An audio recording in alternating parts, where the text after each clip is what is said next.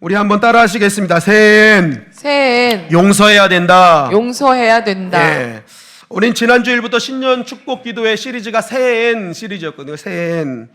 여러분 주제 다 기억하세요? 이거 기억 못하시면 저는 그냥 내년에 또 할 겁니다. 예. 여러분들이 기억력을 신뢰하면서 저는 또 할 거예요. 자, 기억나시는 분 한번 얘기해 볼까요? 시작. 주일날 뭐였죠?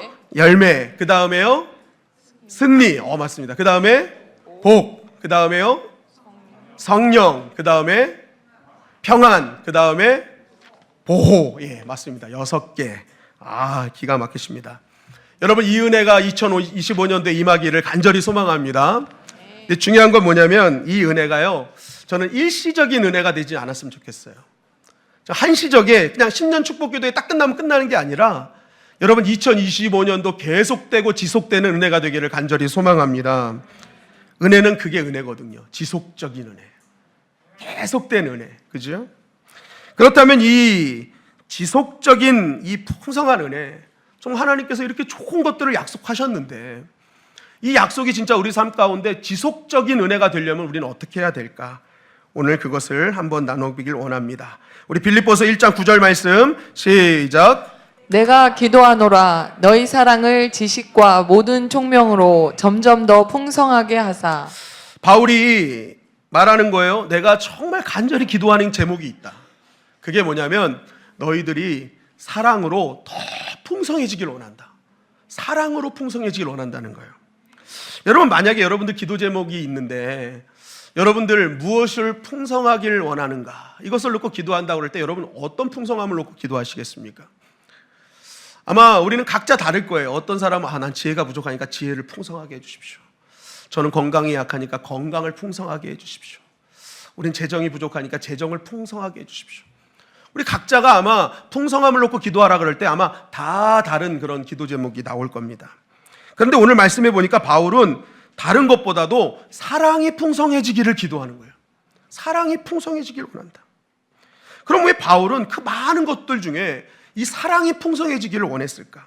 요한일서 4장 7절 말씀입니다. 시작. 사랑하는 자들아 우리가 서로 사랑하자. 사랑은 하나님께 속한 것이니 사랑하는 자마다 하나님으로부터 나서 하나님을 알고 사랑하지 아니하는 자는 하나님을 알지 못하나니 이는 하나님은 사랑이심이라. 네, 사랑이 더 풍성하기를 원했던 이유는 단 하나입니다. 사랑은 하나님께 속한 것이기 때문에 그렇습니다. 사랑은 하나님께 속한 거예요. 그래서 저 사람이 하나님의 사람이냐 아니냐는 언제 증거되느냐? 사랑하는 것을 보면 알게 된다는 거예요. 사랑을 증거할 때. 요한일서 4장 12절에 보니까 이렇게 말씀하고 있죠. 시작. 어느 때나 하나님을 본 사람이 없으되 만일 우리가 서로 사랑하면 하나님이 우리 안에 거하시고 그의 사랑이 우리 안에 온전히 이루어지느니라. 하나님은 영이시기 때문에 하나님을 본 사람은 없습니다.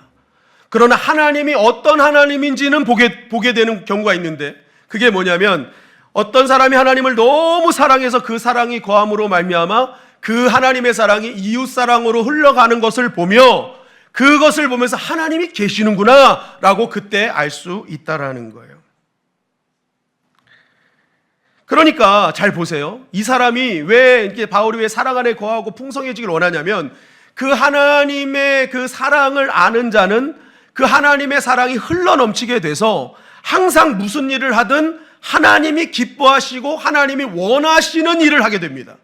그렇기 때문에 이 모든 하는 일 속에 하나님이 살아계심을 보여주는 그 사람에게 하나님은 더 풍성한 은혜를 베푸실 수밖에 없는 거예요.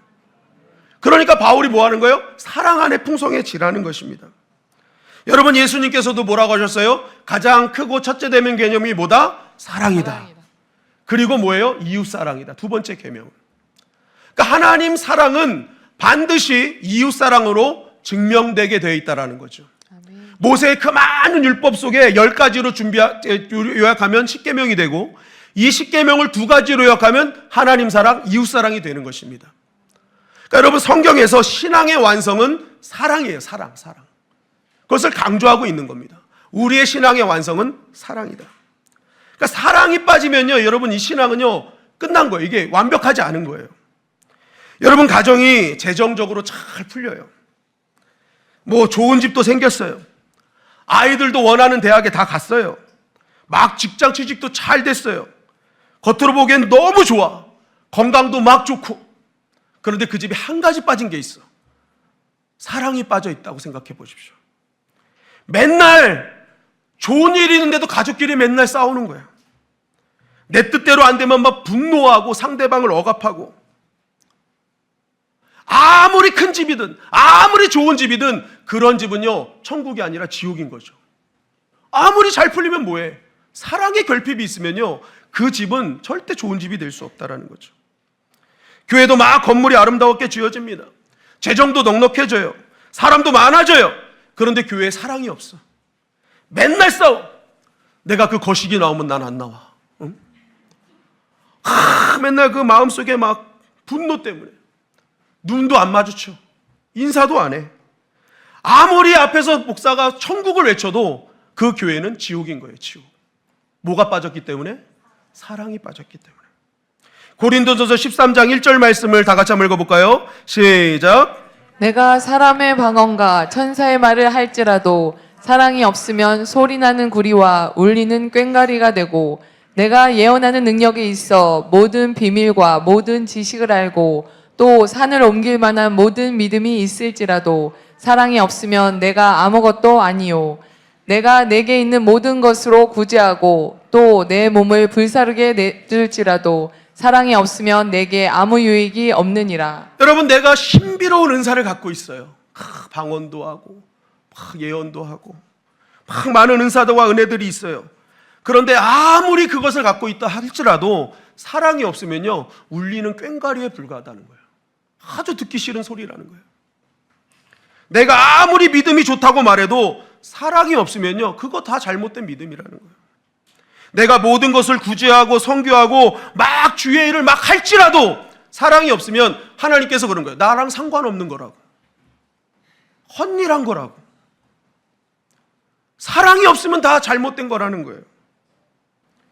여러분, 하나님은 모든 것 위에 사랑이 더해지시기를 원하는 줄 믿습니다. 아멘. 그래서 여러분, 진짜 교회가 교회답게, 내가 하는 사역이 사역답게 되려면요 하나님을 사랑하는 쪽으로 마음이 모아져야 되는 것입니다. 이 사람 저 사람 맞추면은요 교회는 분열되는 거예요. 따라했습니다. 하나님 사랑하자. 사랑하자. 여기에 집중해야 되는 거예요. 그럼 여러분 교회는 하나 되게 되어 있습니다. 아멘. 여러분, 내가 찬양을 언제 잘할까요? 여기 앞에 있는 찬양팀, 악기팀, 오늘 찬양대, 정말 내가 찬양을 더 잘하고 싶어. 여러분, 그러면요 하나님 사랑해야 됩니다. 아멘. 모든 것이 하나님 사랑하는 만큼 되게 되어 있어요. 우리가 밥을 언제 잘할까요? 주방 밥을 언제 잘할까요? 하나님 사랑해야 잘합니다, 여러분. 하나님 사랑은요 이웃 사랑으로 흘러가게 되어 있어요. 그러니까 하나님 사랑해서 우리 성도들이 이 밥 먹고 정말 맛있었으면 좋겠다. 이게 또 식사 당번이야. 어우, 신경을. 집에서도 이렇게 안 만들어 먹는데 그러면서. 그러면 여러분 그 밥이 맛있겠냐고요, 맛있겠냐고. 정말 하나님 사랑하는 마음으로 우리 성도들이 이 밥 먹고 행복했으면 좋겠다. 건강했으면 좋겠다. 여러분, 그럼 주방이 즐거운 거예요, 즐거운 거. 이 추운 날에 주차 봉사하는 우리 집사님, 더운 날, 비 오는 날, 눈 오는 날, 여러분 어떻게 그게 가능할까요? 모든 사역은요 하나님 사랑하는 만큼 하게 되어 있습니다. 그거요 여러분 인간적으로 할 수 없는 거예요. 생각해 보세요. 그게 어떻게 됩니까? 교사를 어떻게 합니까? 이 아이들 정말 걔네들 보면 한숨이 나오죠. 얘네들 그냥 말은 하나도 안 듣는 것 같아. 근데 여러분, 걔네들이 안 듣는 것 같고 걔네는 듣고요 어른들은 듣는 것 같은데 안 들어요. 예. 주보에 그렇게 광고를 냈는데 언제 있냐. 미치겠어, 진짜 미치겠어. 그런데 이 모든 주의 일들이요 다 그렇습니다. 하나님 사랑하는 만큼 하게 되어 있어요. 그래서 하나님 사랑하는 교회가요 여러분 가장 강력한 교회입니다. 아멘. 가장 강력한 교회. 근데 반대로 내 힘으로 나를 증명하려 하면 할수록요 그 일은 지치기만 합니다. 그리고 감정과 상황에 따라 늘 바뀌는 거예요. 왜요? 내가 나를 증명하려고 하니까. 내 뜻대로 안 되면 그때부터 뭐예요? 이제 불만이 나오는 거죠. 근데 여러분, 또 중요한 게 뭐냐면 이게 하나님의 사랑으로 하나 돼서 해야 되는데 그 사랑하는 방식이 내가 하나님을 사랑하는 방식대로 해서는 또 안 된다라는 거예요. 이걸 꼭 아셔야 돼요. 여러분, 우리가 하나님을 사랑하는 방식으로 가야 되지만 그 하나님을 사랑하는 방식이 내 방식이어서는 안 된다라는 거예요.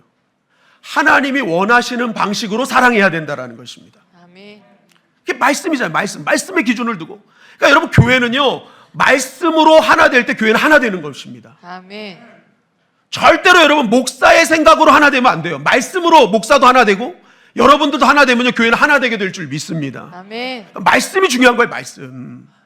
딱 말씀의 기준을 두고 말씀으로 함께 가면요, 반드시 하나님께 영광 돌릴 수 있다라는 거죠. 여러분, 하나님을 사랑하는 내 방식대로 하면요, 교회가 도리어 더 분열되고 힘들어질 수 있다라는 거죠. 어떤 교회는요, 갈라졌는데 갈라진 이유가요, 교회 강대상 카페트 깔다가 갈라집니다. 진짜 그런 교회가 있어요. 하나님 앞에 강대상에 좋은 카페트 깔고 정말 그러고 싶은 거예요. 다 똑같은 마음이에요. 이분들이 하나님을 사랑하고 교회를 사랑하지 않는 게 아니에요. 정말 좋은 걸 깔길 원했어요. 그런데 문제는 사람들이 나는 빨간색, 나는 파란색인 거예요. 그래서 빨간색, 파란색이 갈라진 거예요. 자, 어딜 가나 이 파란색과 빨간색이 문제야. 꼭 우리나라라고 저는 얘기하진 않겠어요. 이 파란색과 빨간색이 좀 빨리 해결돼야 되는데. 그러니까 이게 교회도 카페트 색깔 파란색, 빨간색으로 나눠버린 거예요. 결국은요, 여러분, 그거 해결하지 못하고 교회가 빨간색 교회, 파란색 교회로 나눠버렸어요. 그게 뭐예요? 이분들이 하나님을 사랑하지 않은 게 아닙니다. 교회를 사랑하지 않는 게 아니에요.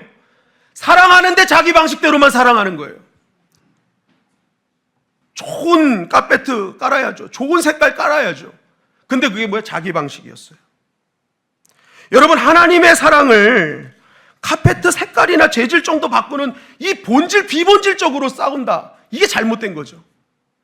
정말 하나님을 사랑한다면 카페트 갖고 싸우는 게 아니라 그 카페트가 어떤 것이 깔렸든지 이 카페트를 깔린 이 자리에서 우리가 얼마나 신령과 진정한 예배를 드릴 수 있는가, 이걸 갖고 고민을 해야죠.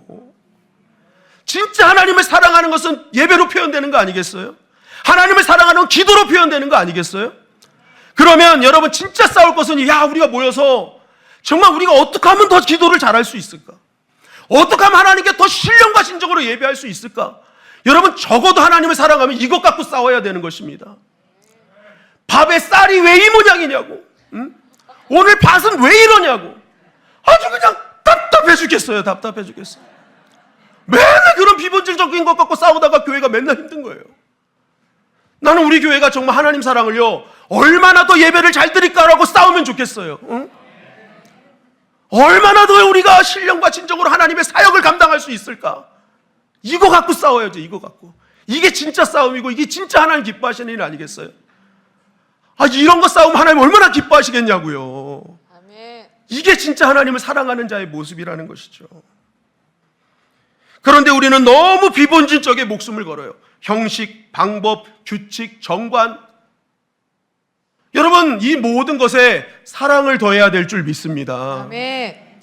고린도서 13장 13절에 보니까 뭐라고 그래요? 시작. 그런즉 믿음, 소망, 사랑 이 세 가지는 항상 있을 것인데 그 중에 제일은 사랑이라. 여러분, 우리가 인간으로서 다 지킵니까? 다 지킬 수 있으세요? 규칙, 정관 들으면 다 지킬 수 있으세요? 우리도 못 지키잖아요.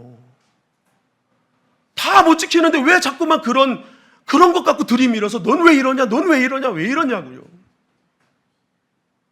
여러분, 이 모든 것 위에 사랑이 더해져야 되지 않겠어요? 여러분, 우리가 율법 다 지켜서 구원받았습니까?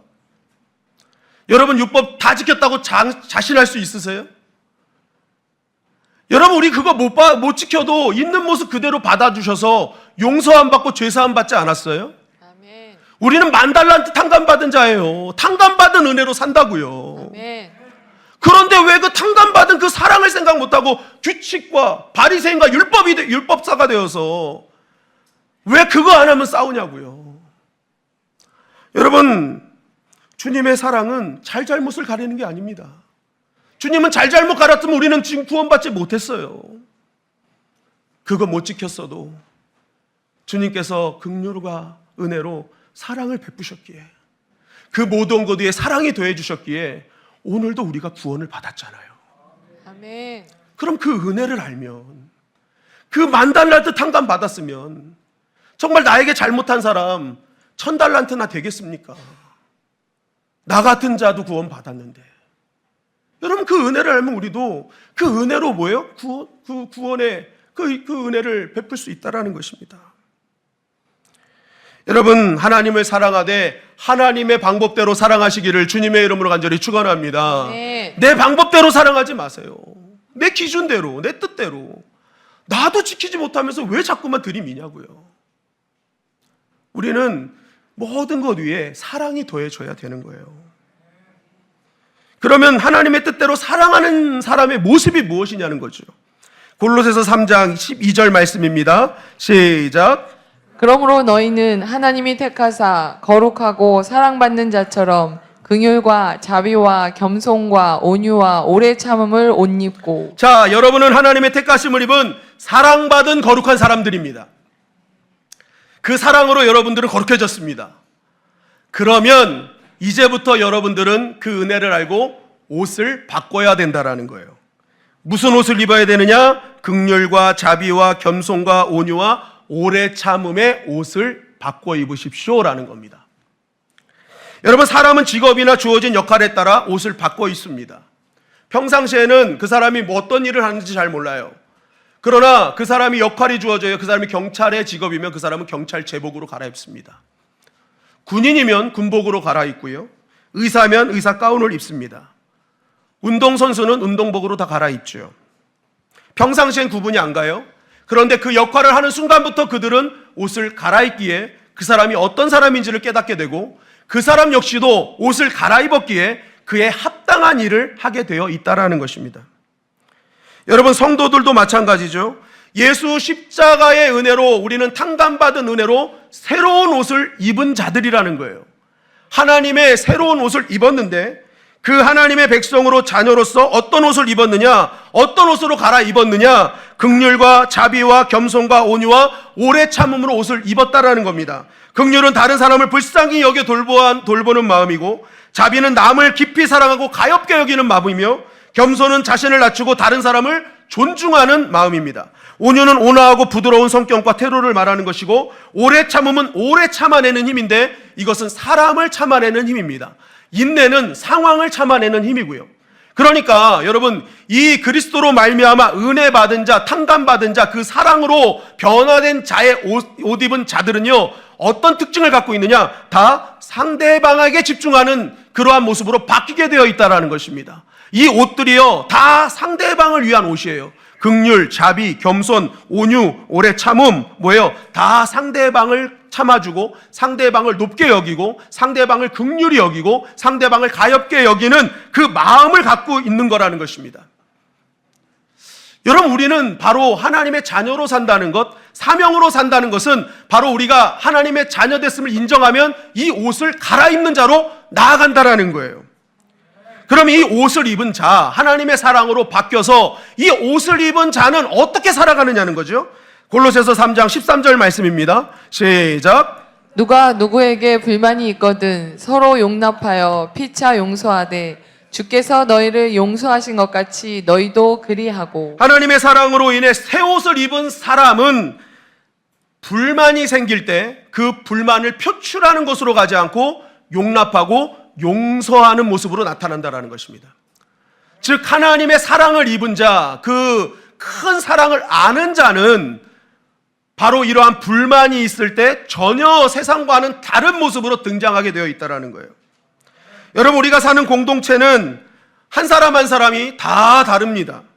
그동안 살아왔던 시절들 속에 출생지도 다르고요, 가정도 다르고 교육도 다르고 그 안에서 자란 가치관과 이념과 모든 것이 다 다른 사람들이 모여 있습니다.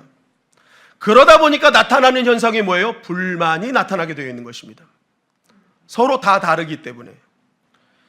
여러분, 이게 공동체를 떠나서 우리 사실은 평생을 같이 산 가족들 안에서도 이런 불만이 있지 않아요? 온 집안이 다 예수를 믿는데 엄마만 예수를 안 믿는 거야. 그래서 자녀들이 엄마, 우리 예수 믿고 천국 가야지. 다 같이 천국에서 또다시 만나야지. 그랬더니 내가 그래서 예수님을 안 믿는다. 저 지긋지긋한 남편을 천국까지 가서 봐야 된다니. 나 이거 미치겠다 그러는 거예요. 미치겠다. 응? 적과의 동침을 계속 하고 있잖아요. 적과의 동침. 예전에 고향에서 온 편지라는 그 보면 할머니 할아버지가 뒤에 그 팻말에 나오는 글자를 보고 맞추는 건데 그 천생연분이었어.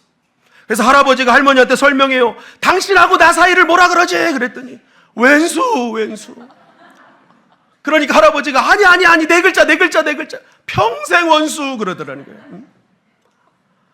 같이 평생을 살아도요, 여러분 불만 아니에요? 왜요? 달라요. 참고 사는 거죠. 달라.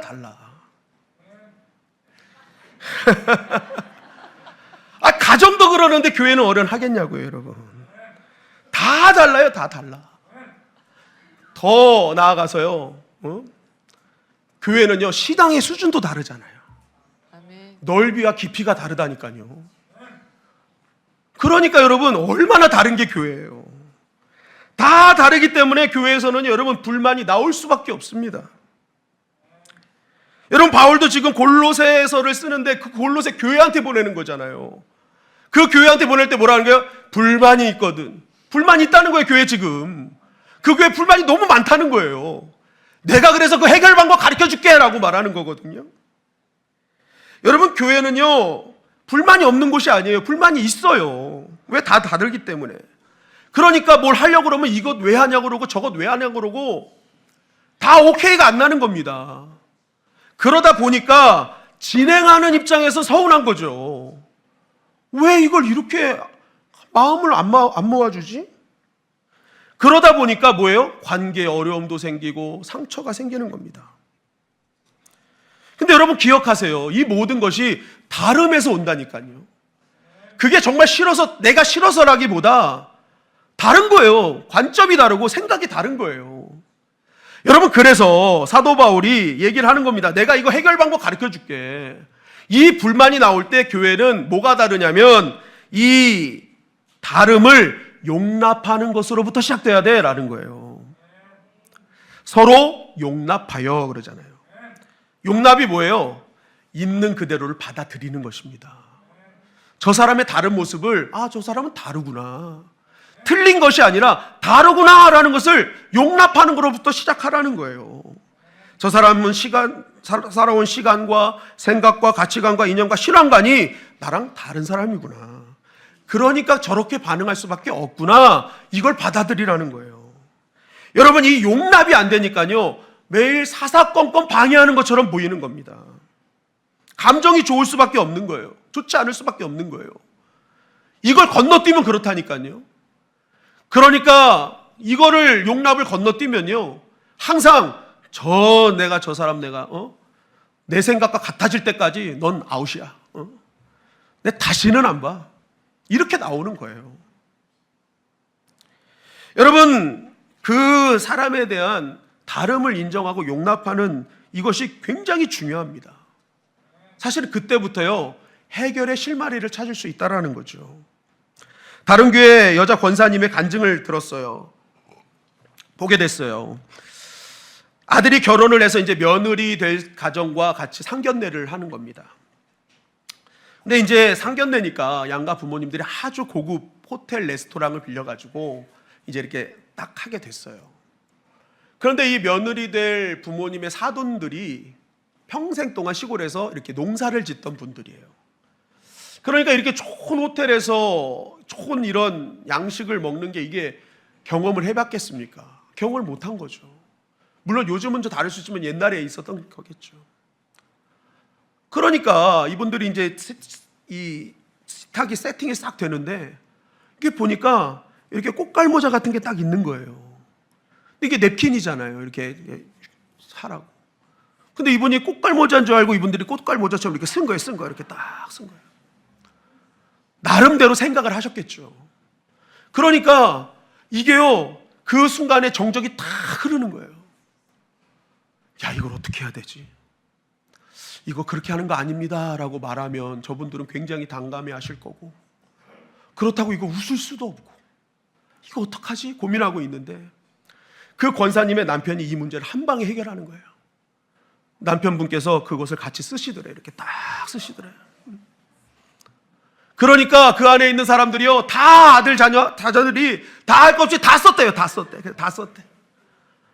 그래서 굉장히 무한해질 일을 정말 행복하게 식사를 마무리했다는 그런 얘기를 들었어요. 여러분, 이게 받아들임이라는 거죠. 이게 용납이라는 거죠. 너 그거 잘못됐어. 그렇게 하는 거 아니야. 예수 믿는 사람이 그걸 지적하는 게 아니라 진짜 예수를 믿고 사랑하면은요, 뭐예요? 그것을 받아들여 주는 거야.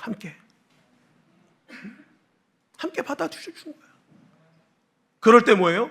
거기가 천국이 되는 거죠. 거기가 천국이 되는 거예요.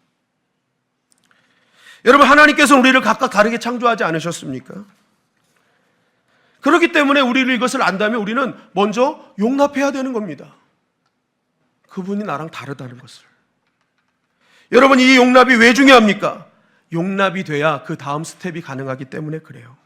골로새서 3장 13절 말씀을 다시 한번 읽어볼까요? 시작. 누가 누구에게 불만이 있거든 서로 용납하며 피차 용서하되 주께서 너희를 용서하신 것 같이 너희도 그리하고. 자, 있는 모습 그대로 그것을 인정하면 뭐가 다음 스텝이 이루어져요? 용서가 되는 겁니다. 용서. 우리가 왜 용서가 안 되는 줄 아세요? 용납을 건너뛰어서 그렇습니다. 용납을 건너뛰면요, 그것이 이해가 안 되는 거예요. 왜 내 말을 안 듣지? 왜 내 뜻대로 안 하지? 용납의 단계가 없기 때문에 그래요. 있는 모습 그대로 그냥 용납해버리면요, 아, 나랑 다르구나 인정해버리면요, 받아들이면요, 그럴 수밖에 없구나라고 인정이 됩니다. 그렇기 때문에 언제든지 뭔가 방해하는 것 같고 뭔가 아닌 것 같아도 그것이 다 뭐예요? 용서가 되는 거예요. 용서가 되는 거예요. 여러분, 주님께서도 우리를 용납하신 거 아니겠어요? 우리가 다 대단하기 때문에 용서하셨나요? 십자가에 달려 돌아가셨나요? 구원해 주셨나요? 뭔가 대단해서 완벽해서? 아니잖아요. 있는 모습 그대로 받아주신 거예요. 연약한 대로, 부족한 대로 그냥 받아주셨어요. 그래서 용서가 된 겁니다. 우리는. 주님은 한 번도 너 다 해결하고 와, 너 다 완벽해지고 와, 이거 지키고 와 하신 적이 한 번도 없어요. 만약에 그랬다면 우리는 누구도 용서받지 못했을 거예요. 그런데 있는 모습 그대로를 용서받은 거 아니겠습니까? 그 은혜로 탕감받은 자 아니겠습니까? 있는 모습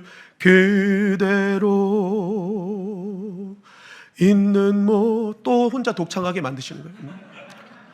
좀 음이 달라도 이렇게 좀 따라해 주시면 어디가 덧나 싶을까? 아, 가사를 모르세요? 네. 있는 모습 그대로 오시오. 하나님은 당신이 있는 모습 그대로 나오기를 원하십니다. 아멘. 여러분, 그게 주님의 용서 아니겠어요? 있는 모습 그대로 용납해 주셨기에 오늘 제가 여기 있고, 있는 모습 그대로 용납해 주셨기에 우리가 용서받아 하나님의 자녀로서 우리 함께 예배드리고 있는 거 아니겠습니까? 아멘.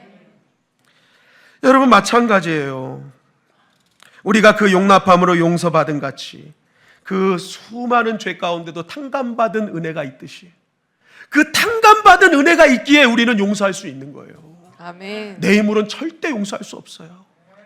그러나 그 주님의 나의 있는 모습 그대로 용납하시고 용서하신 그 은혜를 생각하면요, 우리는 용서할 수 있다는 것이죠. 마태복음 6장 14절 말씀을 다 같이 한번 읽어볼까요? 시작. 너희가 사람의 잘못을 용서하면 너희 하늘 아버지께서도 너희 잘못을 용서하시려니와 너희가 사람의 잘못을 용서하지 아니하면 너희 아버지께서도 너희 잘못을 용서하지 아니하시리라. 여러분, 이 말씀이 딱 나오게 됐는데 이 말씀 바로 전에 어떤 말씀이 있는 줄 아세요? 요 바로 말씀 위에 주기도문이 있어요. 주기도문 하신 다음에 바로 나온 게 용서의 문제입니다. 용서의 문제. 여러분, 이게 어떤 의미를 갖고 있을까요? 두 가지로 좀 정리가 됐는데요. 첫째는 하나님 앞에 제대로 된 기도를 한 자는 반드시 용서로 연결된다는 거예요. 내가 그렇게 많은 기도를 했어도 용서로 연결되지 않으면요, 제대로 된 기도하지 않았다는 거예요. 주님이 가르쳐 주신 그 주기도문 그대로 정말 하나님의 영광과 이 땅의 모든 것을 위해 마음을 다해 기도한 사람은요, 하나님의 마음이 깨달아집니다. 그래서 그 사람은 용서할 수 없는 자도 나를 용서하신 그 주님의 은혜가 기억나서 용서로 연결된다. 우리 이렇게 해석할 수 있죠. 두 번째는 뭐예요? 이 주기도문은 전인적인 기도가 되어야 된다는 거예요. 영혼육이 확실한 기도.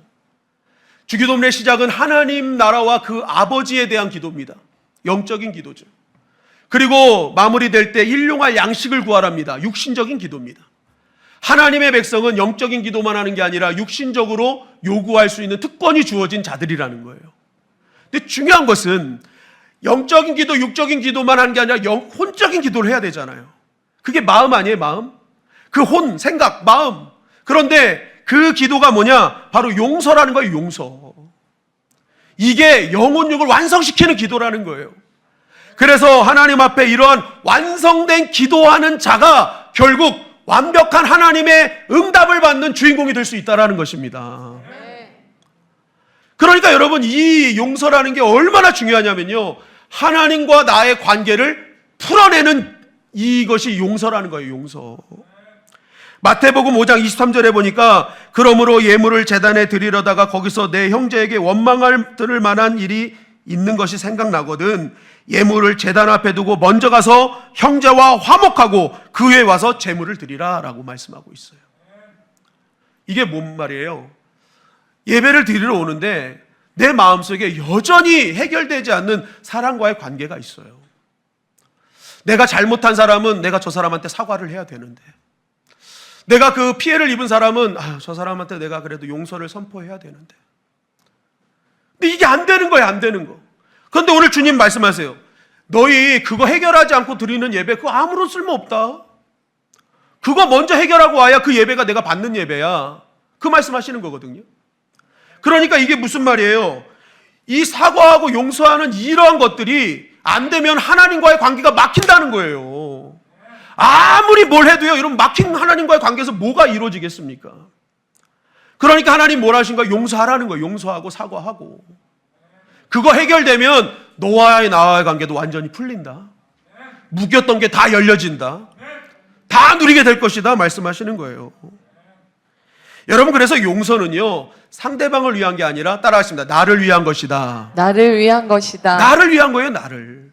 그거 해결 안 하면요, 여러분, 내가 지옥이잖아요, 맨날. 알아요, 여러분, 용서하기 쉽지 않다는 게. 분명히 나는 피해자인데 나를 가해했다고 생각하는 사람은 너무 잘 살아. 잘 사는 것 같이 보여. 아무런 문제가 없는 것처럼 보여. 그러니까 너무 힘들어요. 그런데 여러분, 그거 해결하지 않으면 계속 그렇다니까요.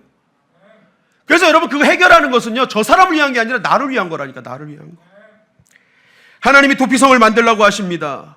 이 도피성은 어떻게 보면 죄인들을 위한 것인 것 같아요. 죄인들만을 위한 거. 그런데 여러분, 이 도피성을 만들 때 하나님께서 뭐라고 말씀하시냐면 너를 위한 것이다 라고 말씀하세요. 죄인을 위한 것이 아니라 너를 위한 것이다. 그게 무슨 말일까요, 여러분? 우리도요, 평생 피해자로만 살지 않는다는 거예요. 너도 누군가에게 가해자가 될 수 있다는 거예요. 너도 죄 지을 수밖에 없다는 거예요. 여러분, 제가 예언합니다. 여러분도 누군가에겐 가해자가 될 것입니다. 네. 누군가를 힘들게 할 것입니다. 왜냐하면요, 나는 의도로 저 사람을 상처 줄 의도로 얘기한 게 아니야. 그런데 가끔 가다 놀라는 일은 그 일이 듣는 사람의 입장에서 생각질 않았기 때문에 그렇죠. 듣는 사람은 그것이 정말 내 안에서 해결되지 않은 굉장히 오래된 쓴뿌리요 상처일 수 있단 말이에요. 근데 나는 그걸 잘 몰라. 그런데 나도 그냥 늘 같이 있었으니까 그냥 했을 뿐이야. 그런데 그 사람의 오래된 상처를 건드려버린 거죠. 그러니까 어떻게 되는 거예요? 나는 생각하지 못했는데 이 사람은 상처를 너무 많이 받은 거예요. 의도치 않은 상처를 줄 때가 있다라는 거죠. 그러니까 나는 가해자가 될 생각이 없었는데 어느 순간 내가 가해자가 될 수 있는 상황이 벌어진다라는 것입니다. 그럴 때 여러분, 이 도피성은요, 보세요. 언젠가는 나도 그런 가해자가 된다 한다면, 나도 언젠간 죄인이 된다 한다면 내가 이 도피성을 필요로 할 때가 온다라는 거예요. 그러니까 그 도피성은 저 죄 지은 사람의 것이 아니라 내 것이라는 거예요. 내 것. 나도 그럴 때가 오니까. 결국 이 용서의 문제는요, 나의 문제라는 게 내가 어느 순간 나도 누군가에게 용서를 구할 때가 옵니다. 그런데 내가 용서를 하지 않으면 나도 용서함을 받을 수 없다라는 거예요. 결국 내가 용서하는 것은 나중에 내가 용서받을 길을 여는 행위라는 거예요. 그러니까 그게 나를 위한 것이죠. 상대방을 위한 것이 아니라는 것입니다. 용서를 영어를 찾아보니까 forgive라고 하더라고요. 이거 단어를 뜯어보니까 무엇을 주다라는 뜻이에요. 여러분, 용서는 어쩌면 하나님의 선물을 나에게 주는 행위가 아닐까?